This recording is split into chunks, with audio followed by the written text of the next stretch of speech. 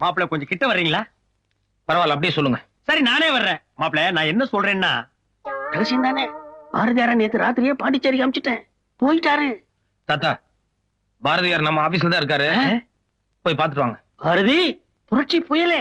மாப்பிள்ள ஆனை மேல ஏறலாம்னு உங்களுக்கு ஆசை இருக்கு, ஆனா குடுப்புன கழுத மேய்க்க கூட இல்லையே.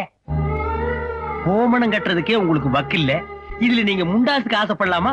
இங்க பாருங்க, தினம் என் வீட்டுல வந்து எத்தனையோ பிச்சைக்கானுங்க திருட்டு போறானுங்க. நீங்களும் வீட்டோட வந்து உட்கார்ந்து 3 வேளை கொட்டிங்க. கொட்டிக்கங்க. இத பாருங்க, என் பொறுமைக்கு ஒரு எல்லை இருக்கு. இனிமே எந்த காரணம் கொண்டு என் வீட்டு பக்கம் வர வேண்டாம். தயவு செஞ்சு வெளியே போங்க. உட்காருங்க. எதுக்கு அவர் வெளியே போக சொல்றீங்க? உங்க அண்ணன் என்ன சொன்னாரு தெரியுமா? என்ன சொல்லிட்டாரு?